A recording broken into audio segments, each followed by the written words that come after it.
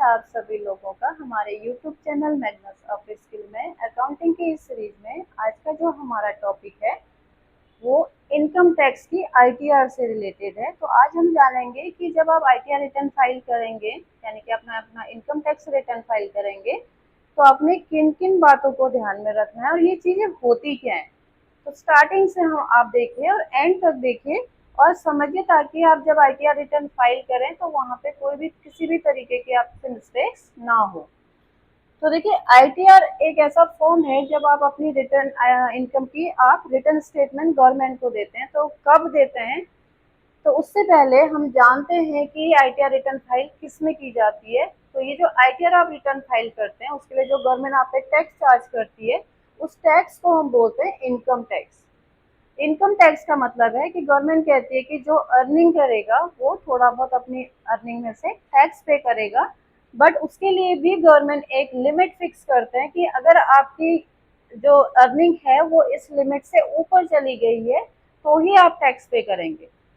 But जो आपने earning किया है उसका एक रिटर्न स्टेटमेंट आप गवर्नमेंट को दे दो कि हमने इतना अर्निंग की है। अब गवर्नमेंट चेक करेगी कि आपने इतना अर्न किया है तो आप लिमिट के अंडर हैं या लिमिट से ऊपर चले गए। तो ऊपर जाने पे आपने टैक्स पे करना है, अगर लिमिट से नीचे आपका अर्निंग है तो आपने कोई भी टैक्स पे नहीं करना है। उल्टा आपको इसको रिटर्न फाइल करने से बेनिफिट होगा। कुछ लोगों को बहुत डर लगता है इनकम टैक्स में, वो कहते हैं कि नहीं, इनकम टैक्स वालों के पास हमारी पूरी डिटेल चली जाएगी, हमारा वो बैंक मांगते हैं हमारे पूरे बैंक की। तो बैंक की डिटेल खाली आपके आईटीआर रिटर्न फाइल करने से नहीं होती है, आपके बैंक की डिटेल गवर्नमेंट के पास बैंक के थ्रू ही चली जाती है। तो इसलिए अगर आपकी अर्निंग है और लिमिट से ज़्यादा है और लिमिट से कम भी है, आप बहुत कम भी अर्न कर रहे तब भी आप आईटीआर रिटर्न फाइल कर सकते हैं। तो उसमें कोई ऐसा डर नहीं है। तो आप रिटर्न फाइल करके आप बता सकते हैं कि जो जितना भी आप अर्न कर रहे हैं उसमें आप टैक्स पेबल के लायक हैं या नहीं है। तो ये जो इनकम टैक्स होता है ये गवर्नमेंट चार्ज करती है आप पे, और इसमें कोई भी हो सकता है जो अर्न कर रहा है। जैसे एक इंडिविजुअल पर्सन, मैं अर्निंग कर रही हूँ तो मैं भी टैक्स पे करूंगी। और एक हिंदू अनडिवाइडेड फैमिली, जैसे एक जॉइंट फैमिली होती है, उनका जॉइंट बिजनेस अगर है और एक ही उसमें करता है तो वो भी टैक्स पे करेंगे। कंपनीज हैं और कोई भी फॉर्म है आपकी, जितनी भी आप एंटिटीज हैं आपकी बिजनेस वगैरह अगर आप कर रहे हैं, तो हर एक किसी को पूरे ईयर की अर्निंग का एक रिटर्न फाइल करना होता है। उसमें आपको दिखाना होता है कि पूरे साल भर आपने इतना अर्न किया, और जिस साल आपने अर्निंग की है वो ईयर कहलाता है फाइनेंशियल ईयर। और जो आप जिस ईयर में आप टैक्स पे करते हैं उस ईयर को हम बोलते हैं असेसमेंट ईयर। तो 25-26 का जो असेसमेंट ईयर है वो 26 एंड 27 है। तो पिछले साल का जो हम आईटीआर रिटर्न फाइल करेंगे वो पिछले साल की अर्निंग का करेंगे। पूरे साल भर का आपको इकट्ठा एक रिटर्न स्टेटमेंट देना होता है और उसको हम बोलते हैं इनकम टैक्स। तो इनकम टैक्स चार्ज क्यों करती है? देखिए, चार्ज गवर्नमेंट पैसा, गवर्नमेंट को कंट्री की डेवलपमेंट के लिए पैसे की ज़रूरत पड़ती है, और ये पैसा गवर्नमेंट पब्लिक से ही लेती है। और जो पैसा आप इन गवर्नमेंट को एज ए इनकम टैक्स पे करते हो उससे वो बहुत सारे डेवलपमेंट करती है। जैसे आप देखते हैं कि सड़कें बहुत ज़्यादा अच्छी आपको दिखेंगी, जगह जगह आपको अगर हॉस्पिटल बन रहे हैं, स्कूल्स डेवलप हो रहे हैं, या आपकी सिक्योरिटीज के लिए ज़्यादा चीज़ें हो रही हैं। तो ये सारा का सारा जो भी खर्च गवर्नमेंट करती है ये हमारे टैक्स अमाउंट से करती है। अब हम आते हैं, जब आप अर्निंग कर लेते हैं तो अर्निंग करने के बाद आपको अपनी एक रिटर्न स्टेटमेंट देनी होती है, और वो स्टेटमेंट कहलाती है आईटीआर, इनकम टैक्स रिटर्न। और ये इनकम टैक्स डिपार्टमेंट आपको इशू करता है, और आपने अपना ये ऑनलाइन ये रिटर्न फॉर्म फाइल करना होता है। जब आप ऑनलाइन रिटर्न फॉर्म फाइल करते हैं तो आपको ध्यान रखना होता है कि आपने कौन सा फॉर्म लेना है, क्योंकि बहुत सारे फॉर्म के टाइप्स भी होते हैं। तो हर एक फॉर्म की डिटेल आपको ज़रूरी है कि आप फॉर्म कौन सा लेंगे। तो अगर आप अपना आईटीआर रिटर्न फाइल कर सकते हैं तो आपके लिए ये बेनिफिशियल हो सकता है। जैसे आपके कोई भी लीगल कंप्लायंसेस होते हैं तो वहाँ पे आप आईटीआर रिटर्न फाइल करके बेसिक एग्जेम्पशन गवर्नमेंट से ले सकते हैं। रिफंड के लिए आप क्लेम कर सकते हैं। जैसे मैंने टीडीएस बोला, टीडीएस एक टैक्स डिडक्टेड एट सोर्स, एक ऐसा टैक्स है जो गवर्नमेंट आपकी सोर्स ऑफ अर्निंग पे डिडक्ट कर लेती है, वो किसी भी सोर्स का हो। और बाद में आप देखते हो कि जो आपकी अर्निंग है वो लिमिट से कम है, आप अपना आईटीआर रिटर्न फाइल करेंगे तो जितना भी आपका टीडीएस डिडक्ट हुआ है वो सारा गवर्नमेंट रिफंड कर देती है। अगर आप लोन एंड वीजा के लिए अप्लाई कर रहे हैं तो वहाँ पे भी आपको आईटीआर का बेनिफिट मिल सकता है। एड्रेस प्रूफ वगैरह आप आईटीआर के थ्रू भी ले सकते हैं। तो ऐसा नहीं है कि आईटीआर वही लोग भरेंगे जो इनकम टैक्स पे करेंगे, नहीं, सबको भरना चाहिए। कम इनकम वाले भी भर दें और ज़्यादा इनकम वालों को तो भरना ही भरना है। ठीक है, तो ये थी हमारी आईटीआर जो आईटी डिपार्टमेंट आपको क्या करता है, इश्यू करता है। अब किनको ये आईटीआर भरनी चाहिए?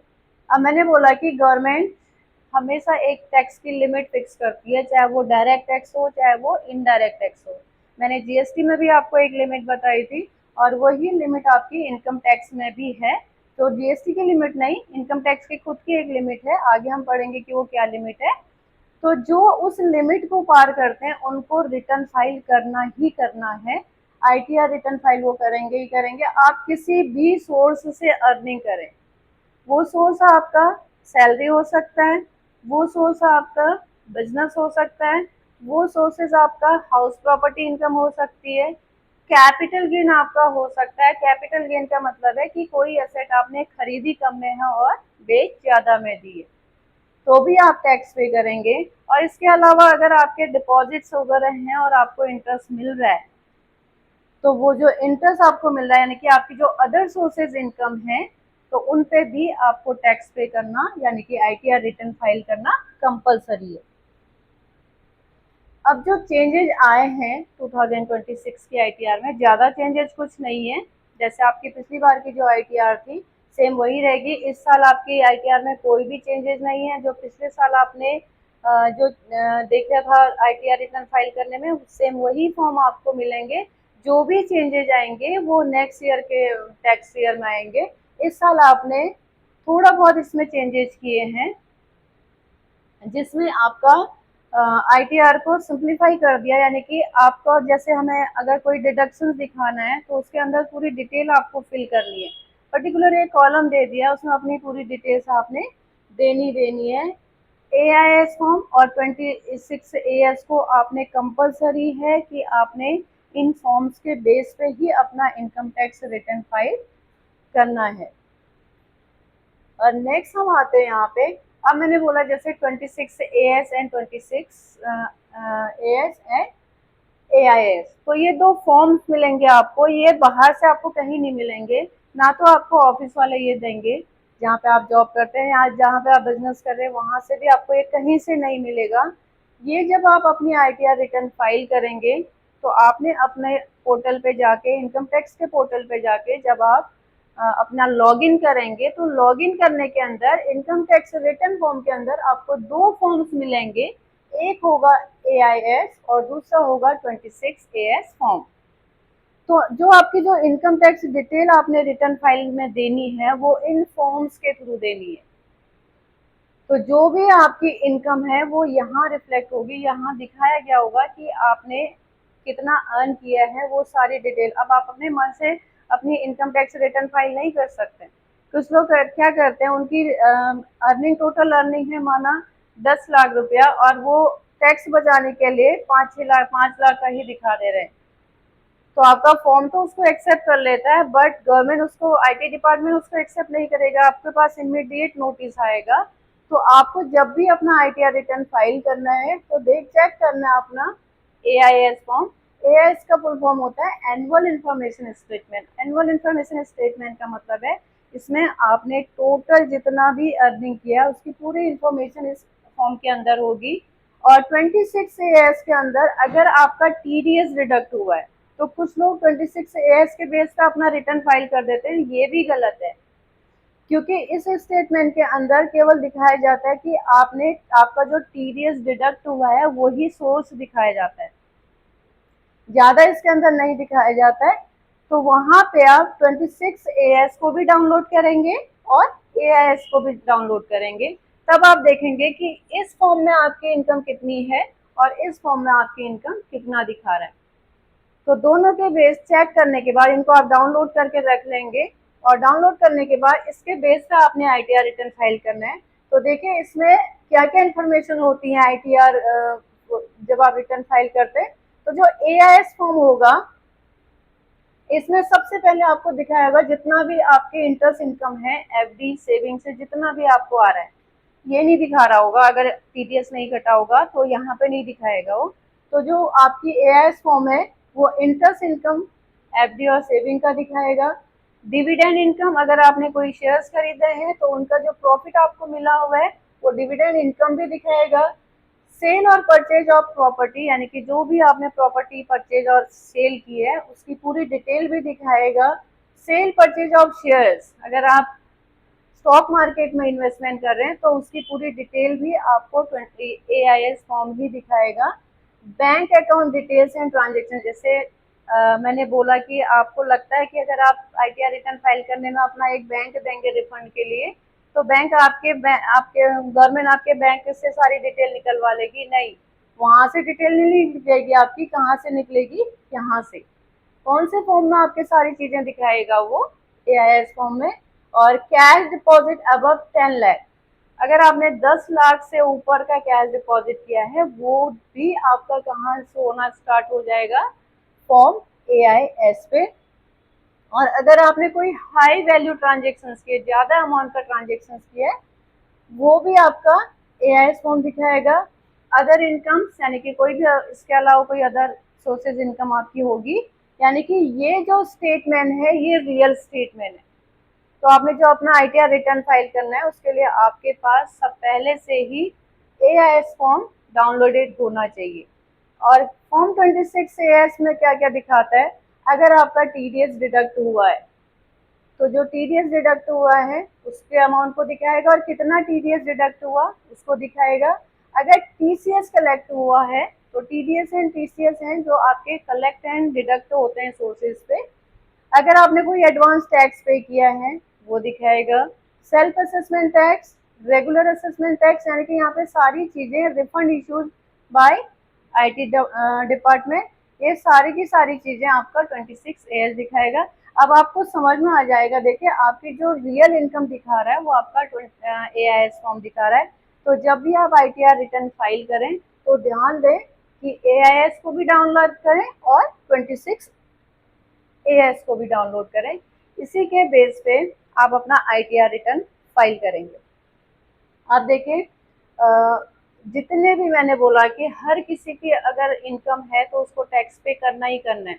जिसमें मैंने आपको नेम दिया, इंडिविजुअल पर्सन का भी नेम दिया, एचयूएफ यानी कि हिंदू अनडिवाइडेड फैमिली बताया, और कंपनी, ठीक है, कोई भी एंटिटीज हैं, फॉर्म्स वगैरह हैं, तो सब लोग अपना अपना क्या करेंगे, रिटर्न फाइल करेंगे। तो एक ही फॉर्म नहीं दिया कि आपने लॉगिन किया और फॉर्म आया और आपने फिल कर दिया।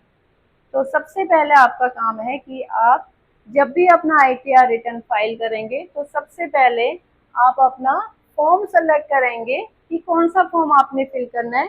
तो आईटीआर 1 से लेके 7 फॉर्म 7 तक आईटीआर होती है। अभी आप देखेंगे तो अभी आपके पास 1 एंड 4 दिखेगी, और धीरे धीरे बाकी आईटीआर्स भी आ जाएंगे। यानी कि अभी जो अपना रिटर्न फाइल कर रहे हैं जो लोग, वो 1 को रिटर्न फाइल कर सकते हैं और 4 को फाइल कर सकते हैं, बट ये धीरे धीरे आते रहेंगी लास्ट तक। तो पहली आती है आईटीआर 1। तो आईटीआर 1 में आपने देखना है कि कौन लोग रिटर्न फाइल कर सकते हैं। इसमें स्टेटस भी देखे जाता है कि रेजिडेंशियल है या नॉन रेजिडेंशियल है, ठीक है। तो ये जो आईटीआर 1 है इसको कौन रिटर्न फाइल करेगा, जिनकी इनकम सैलरी या पेंशन से है, या उनके 2 हाउस प्रॉपर्टी है, यानी कि एक तो वो अपने घर में रह रहे हैं और दूसरा घर उन्होंने किराए पे लगाया है, तो वो भी आईटीआर 1 का यूज कर सकते हैं। और जिनकी इनकम अदर सोर्सेज इनकम है, अदर सोर्सेज इनकम का मतलब है आपको इंटरेस्ट मिल रहा है, फैमिली पेंशन मिल रही है, डिविडेंड वगैरह मिल रहा है, तो ये सारी अदर सोर्सेज इनकम के अंदर आती है। और जिनकी एग्रीकल्चरल इनकम है लेकिन 5000 तक ही है, अगर 5000 से ऊपर है तो आप आईटीआर 1 का रिटर्न फाइल नहीं करेंगे। अगर 2 हाउस प्रॉपर्टी से ज्यादा की आपके हाउस प्रॉपर्टीज है तो भी आप आईटीआर 1 का यूज नहीं करेंगे।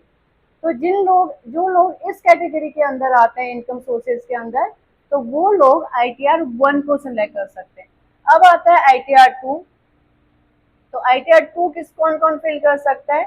एक इंडिविजुअल रिटर्न फाइल कर सकता है, ठीक है, और दूसरा बिजनेस और प्रोफेशन। अब इसके अंदर भी आप अपना सारा डेटा दे सकते हो। ऐसा नहीं है कि अगर आपको सैलरी मिली तो आप ITR 2 नहीं रिटर्न फाइल कर सकते हैं, बट उसके साथ ही आपकी अगर ये वाली इनकम है, जैसे मैंने ऊपर दिया, आप इस कैटेगरी के यानी कि इस सोर्सेज वाले लोग आप हमेशा ITR 1 को सेलेक्ट करेंगे। और अगर आपकी इनकम सैलरी और पेंशन से है या मल्टीपल हाउस प्रॉपर्टीज हैं, कैपिटल गेन आपको हो रहा है, अदर सोर्सेज इनकम है, और एग्रीकल्चरल इनकम अगर मोर देन 5000 है, तो आप 1 को नहीं फिर ITR 2 का यूज करेंगे। ITR 3 का यूज कौन करेंगे? जिनके इनकम है इनकम फ्रॉम बिजनेस और प्रोफेशन से, वो ITR 3 का यूज करेंगे। सैलरी एंड पेंशन वाले भी ITR 3 का यूज कर सकते हैं। जिनको कैपिटल गेन हो रहा है वो भी, और अदर सोर्सेज और एग्रीकल्चर इनकम। देखिए सब सिमिलर है, बट थोड़ा आपको ध्यान रखना है कि इनकम का थोड़ा, सोर्स ऑफ इनकम का थोड़ा बहुत चेंजेज है, तो उसके हिसाब से आपने ITR को लेना है। ITR 4 कौन रिटर्न फाइल करेगा? बिजनेस और प्रोफेशनल इनकम इनका अंडर प्रिजम्पटिव टैक्सेशन के अंदर जो लोग आते हैं बिजनेस और प्रोफेशनल इनकम में, वो 4 को सिलेक्ट करेंगे। जिनकी सैलरी और पेंशन से इनकम है, 1 और 2 हाउस प्रॉपर्टी है, अदर सोर्सेज है, और एग्रीकल्चरल इनकम है। और जो ये ITR 4 होती है, तो ये अंडर सेक्शन किसके अंदर आती है? 44AD, 44ADA और 44AE के अंदर जो लोग आते हैं वो लोग ITR 4 को सिलेक्ट करेंगे। और ITR फाइल करते हैं वो लोग जैसे LLP है, AOP है, BOI है, ठीक है, body of individual, association of person आते हैं, तो ये लोग अपने ITR रिटर्न फाइल करेंगे 5। और जिनकी सोर्स ऑफ इनकम क्या होगी? इनकम फ्रॉम बिजनेस और profession, capital gain and other sources. और ITR 6 आपकी आती है कंपनीज के लिए जो क्लेमिंग करते हैं अंडर सेक्शन 11 के अंदर। तो इनकम फ्रॉम बिजनेस और प्रोफेशन दिखाएंगे, कैपिटल गेन्स दिखाएंगे और अदर सोर्सेज दिखाएंगे। तो इस तरीके से आप अपनी सारी ITR फॉर्म को सेलेक्ट कर सकते हैं। सारी में से आपने एक को करना है। तो आप देखेंगे कि आपका सोर्स ऑफ इनकम क्या है और उसके हिसाब से आप अपनी ITR को सेलेक्ट करिए और रिटर्न फाइल करिए। तो ये आपका सोर्स ऑफ इनकम के बेस पे ITR थे। अब देखिए मैंने बोला कि हर किसी को टैक्स पे नहीं करना होता है।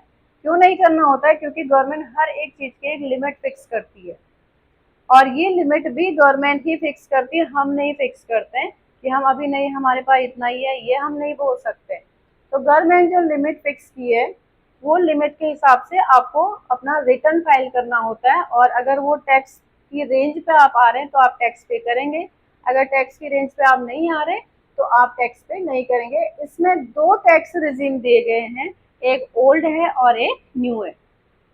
अगर आप अर्निंग कर रहे हैं और आपकी लिमिट, आपकी टैक्सेबल लिमिट आपकी ज़्यादा है और आप ने कहीं भी इन्वेस्टमेंट किया है, तो आपको डिडक्शंस मिलती है। तो अगर आप डिडक्शन लेना चाहते हैं तो आप ओल्ड रेट को सेलेक्ट करेंगे। तो यहाँ पे देखिए ये ओल्ड रेट है। तो 2 टाइप के आपको रेट मिलेंगे, एक है ओल्ड रेट और एक है न्यू रिजीम, ठीक है। तो ओल्ड रेट उन लोगों के लिए सही है जो लोग इन्वेस्टमेंट ज़्यादा करते हैं। जैसे आपने सुना होगा 80C का डिडक्शन, 80D का सिलेक्शन, यानी कि 80C से लेके 80U तक के गवर्नमेंट आपको डिडक्शन देती है। अगर इनके अंदर आपकी इन्वेस्टमेंट है, जैसे आपका लाइफ इंश्योरेंस प्रीमियम है, हेल्थ इंश्योरेंस है, आपने डोनेशन दिया है, लोनिंग कराई है, तो इसके बेस पे अगर आप अपना रिटर्न फाइल कर रहे हैं तो आप ओल्ड रेट के हिसाब से कर सकते हैं, जहाँ पे आप अपना सब ज़्यादा से ज़्यादा टैक्स को सेव कर सकें। तो जो ओल्ड रेट है, आपको जो लिमिट मिलती है ओल्ड रेट की, वो मिलती है 2,50,000। तो 2,50,000 पर आप पे कोई टैक्स चार्ज नहीं किया जाएगा। और अगर आपके 2.5 लाख से ऊपर है और 5 लाख के बीच में है, तो उस बीच का अमाउंट देखना है कि अगर आपकी इनकम 5 लाख तक है माना, तो 5 लाख में से 2.5 लाख तो आप माइनस कर दोगे, तो जो नेक्स्ट 2.5 लाख आपके पास बचेगा उस 2.5 लाख पे आप 5% टैक्स पे करोगे। और जब 2.5 लाख से ऊपर है और 5 लाख से नीचे है तो आपका 5% है। और अगर 5 लाख से फिर इनकम ऊपर चली गई और 10 लाख के बीच में है, अब मैंने कहा 10 लाख है तो आपके दो तीन स्लैब आ जाएंगे।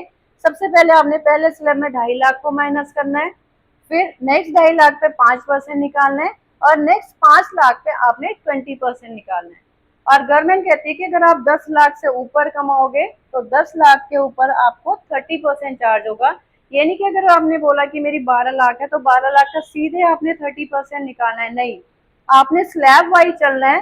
सबसे पहले आप 2.5 लाख को माइनस करेंगे, फिर नेक्स्ट 2.5 लाख पे 5% कैलकुलेट करेंगे, फिर नेक्स्ट 5 लाख पे 20% कैलकुलेट करेंगे, बचे हुए बैलेंस पे आप सीधा 30% कैलकुलेट करेंगे, और जो टोटल वैल्यू आएगी उस टोटल वैल्यू को आपने गवर्नमेंट को टैक्स पे करना है। ये ओल्ड रेट है, और इस ओल्ड रेट पे आपको 80C टू 80U सारे डिडक्शंस अलाउ हैं।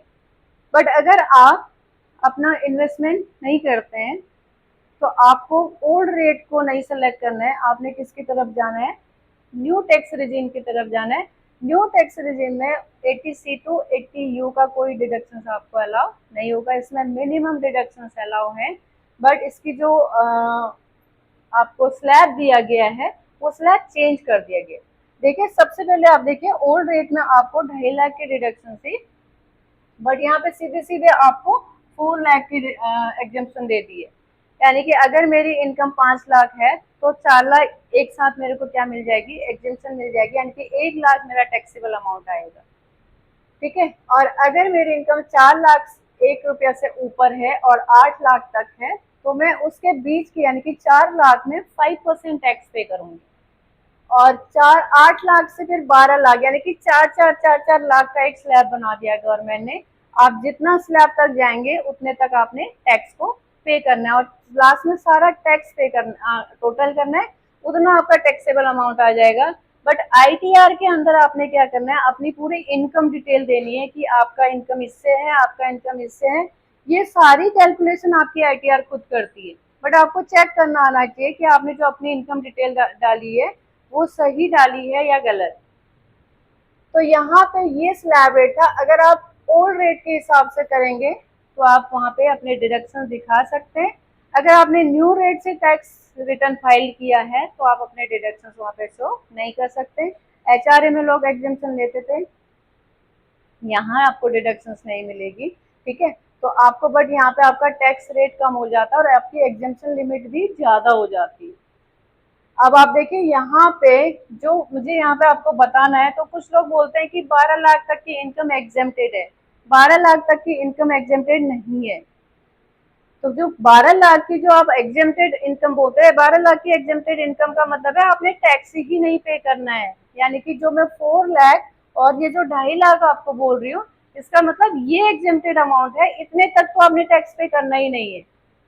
तो जो गवर्नमेंट कहती है कि अगर आपकी इनकम 12 लाख तक की आपकी है, अप टू 12 लाख तक अगर आपकी इनकम है तो आपको रिबेट मिलेगी, और ये रिबेट आपको मिलेगी अंडर सेक्शन 87A के अंदर।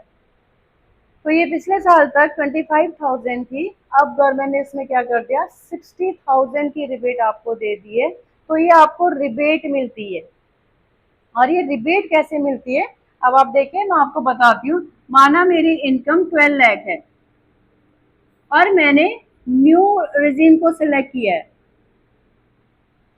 तो इसको समझिए, हर कोई मुझसे जो भी पूछता है वो कहता है मैडम 12 लाख तक की इनकम पे तो टैक्स ही नहीं देना है, वो तो एग्जेम्प्टेड अमाउंट है। एग्जेम्प्टेड अमाउंट का मतलब है अगर मैं 15 लाख अर्न कर रही हूँ तो मैं 12 लाख को 15 लाख में से माइनस कर दूंगी, यानी कि मुझे उतने की एग्जेम्पशन मिली है। नहीं, आपका आप टैक्स रेंज में हो, किसके बाद टैक्स रेंज में है, 4 लाख के बाद।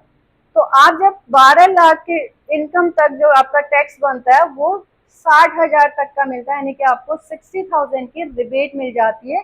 इसीलिए आपकी 12 लाख तक की इनकम पे आपको जीरो टैक्स पे करना पड़ता है, यानी कि आपकी टैक्स लायबिलिटी 12 लाख तक की जीरो है। अब कैसे देखें, अब इस 12 लाख में से आप 4 लाख को माइनस कर दीजिए, क्योंकि मेरे को एग्जेम्पशन कितने की मिल रही है, 4 लाख की। तो 4 लाख की मैंने माइनस की तो मेरे पास जो टैक्सेबल अमाउंट आया 8 लाख आया। अब इस 8 लाख में मैं सेकेंड स्लैब लूंगी 4 लाख से और 8 लाख के बीच में, यानी कि 4 लाख का मैं कितना परसेंट कैलकुलेट करूंगी, 5%। तो 4 लाख का अगर आप 5% कैलकुलेट करेंगे तो कितना आया, 20,000। तो जैसे आपने 4 लाख का 5% निकाला 20,000 आया। अब मैं 8 लाख में से 4 लाख को माइनस करूंगी तो बैलेंस अमाउंट मेरा है वो है 4 लाख। और ये जो 4 लाख अमाउंट आ रहा है ये आ रहा है 12 लाख से किसके बीच में, 8 लाख से 12 लाख के बीच में। तो कितना परसेंट है 8 लाख से 12 के बीच में, 10%। तो अब आप 10% कैलकुलेट करेंगे तो आप देखेंगे यहाँ पे 40,000, और 40,000 प्लस 20,000 अगर ऐड करेंगे आप तो कितना आया, 60,000। तो ये जो 60,000 है आपको इतने की गवर्नमेंट क्या कर रहा है, रिबेट दे रहे हैं। तो ये जो टैक्स आपका 12 लाख तक का है एग्जेम्प्टेड नहीं है, इसमें आपको 87 ए अंडर सेक्शंस के अंदर 60,000 की क्या मिलती है, रिबेट मिलती है। इसीलिए आपका जो 12 लाख तक की इनकम है इसमें इनकम टैक्स आपका क्या जाएगा, मिल जाएगा। जब आप 12 लाख तक की आईटीआर का रिटर्न फाइल करेंगे तो देखिए टैक्स लायबिलिटी में जीरो आ जाएगा। क्यों आ जाएगा, क्योंकि आपको कितने की रिबेट मिल चुकी है, 60,000 की। तो ये 60,000 का आपका रिबेट है। इस तरीके से आपने क्या करना है, इनकम टैक्स को समझना, तभी आपने अपनी आईटीआर रिटर्न फाइल करनी है। और कुछ मैंने यहाँ पे मिस्टेक्स दी हैं आपको कि आपने जब आप रिटर्न फाइल करेंगे तो आपने कौन कौन सी मिस्टेक नहीं करनी है। तो सबसे पहले आपने, मैंने जो 2 फॉर्म बताए थे कि आपने उनको चेक करना है, एएस और 26 को। अगर आपने अपनी इनकम को मिस कर दिया, रॉन्ग क्लेम कर दिया यार, यानी कि आपका क्लेम, आपका डिडक्शन हुआ नहीं है और क्लेम कर रहे हो, इनकरेक्ट आपने हाउस प्रॉपर्टी डाल दी, लेनी थी 2 और ले ली आपने 1, तो भी आपका मिस्टेक्स होंगी, आपके पास नोटिस आएगा। रॉन्ग आईटीआर फॉर्म सेलेक्ट करना, जैसे मैंने बता दिया कि 1 की जगह 2 और 2 की जगह आपने रिटर्न गलत ले लिया। बैंक अकाउंट में आईएफएससी एरर दे दिया, जिससे होगा कि आपका रिफंड अटक जाएगा, आपका रिफंड नहीं आएगा। और टीडीएस टैक्स नॉट वेरीफाइड, यानी कि आपने वेरीफाई किया ही नहीं है टीडीएस वगैरह का। पर्सनल डिटेल आपने गलत डाल दी है, ठीक है। और आपने फाइलिंग जो डेट दी है गवर्नमेंट ने उसके बाद आप फाइल कर रहे हो। और सबसे लास्ट है आपका, आपने आईटीआर को ई वेरीफाई नहीं किया। ई वेरिफिकेशन करना कंपलसरी है। अगर आप अपना आईटीआर रिटर्न फाइल करते हैं, लास्ट में आपसे ई वेरीफाई करने को बोलता है, आप इमीडिएट उसी टाइम पे ई वेरीफाई कर दीजिए। अगर आप नहीं करते हैं तो 30 डेज का आपको टाइम मिलता है और उस टाइम में आपने अपना ई वेरिफिकेशन करना ही करना है। अगर आप इन चीज़ों को ध्यान रखेंगे तो आप आईटीआर में आप कभी गलती नहीं कर सकते। और इससे बेनिफिट मैंने आपको बता दिए हैं कि आप लोन अप्रूवल मिल सकता है, आपको वीज़ा प्रोसेसिंग में आपको हेल्प मिल सकती है, ठीक है। आपके फाइनेंशियल रिकॉर्ड मेंटेन हो सकते हैं, आपकी इनकम प्रूफ आपको मिल सकती है। तो आज का जो हमारा टॉपिक था इसी बेस पे था कि आप जब अपना आईटीआर रिटर्न फाइल करें तो किस तरीके से करें और कौन सी आईटीआर रिटर्न को आप फाइल करेंगे।